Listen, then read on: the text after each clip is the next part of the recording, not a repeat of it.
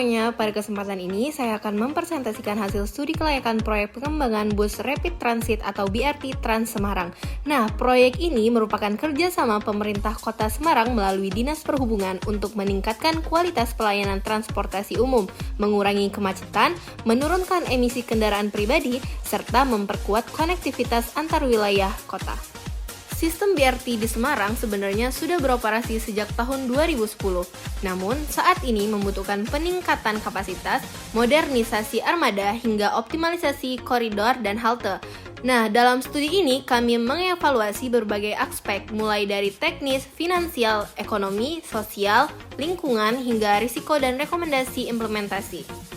Dari aspek teknis, proyek ini dinilai layak karena BRT itu sudah memiliki sekitar 7 koridor utama dan rute feeder.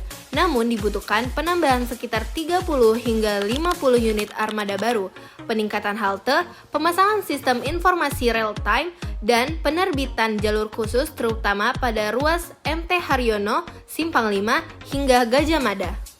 Dari aspek finansial, proyek ini memerlukan dukungan APBD, bantuan pemerintah pusat, serta skema kerjasama pemerintah dan badan usaha atau KPBU. Subsidi tetap diperlukan karena pendapatan tiket belum mampu menutupi biaya operasional sepenuhnya. Meskipun secara finansial memerlukan dukungan subsidi, secara ekonomi, proyek ini dinilai sangat menguntungkan. Hal ini terlihat dari penghematan waktu perjalanan masyarakat, penurunan biaya transportasi, peningkatan produktivitas kota, serta pengurangan polusi udara. Nilai ekonomi internal rate of return lebih dari 12% dan nilai NPV ekonomi positif yang menunjukkan bahwa proyek ini layak diterapkan. Dari sisi sosial dan lingkungan, BRT Semarang memberikan dampak positif. Proyek ini berpotensi menurunkan emisi CO2 hingga 14.200 ton per tahun, serta meningkatkan akses mobilitas masyarakat, khususnya pelajar, pekerja, dan kelompok berpendapat rendah. Namun, dampak sosial seperti relokasi pedagang dan penyesuaian rute angkot tetap perlu dikelola dengan pendekatan yang baik.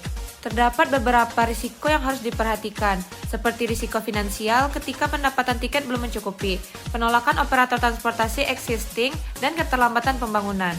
Untuk mengurangi risiko tersebut, dibutuhkan penegakan jalur khusus, kontrak berbasis kinerja, serta integrasi sistem transportasi feeder. Berdasarkan seluruh hasil analisis, proyek pengembangan BRT Trans Semarang dinyatakan layak untuk dilanjutkan. Beberapa rekomendasi kunci mencakup pengembangan jalur khusus di wilayah koridor padat, penerapan sistem pembayaran non-tunai, penggunaan armada ramah lingkungan seperti bus listrik, serta integrasi layanan angkot agar tidak terjadi persaingan mode transportasi.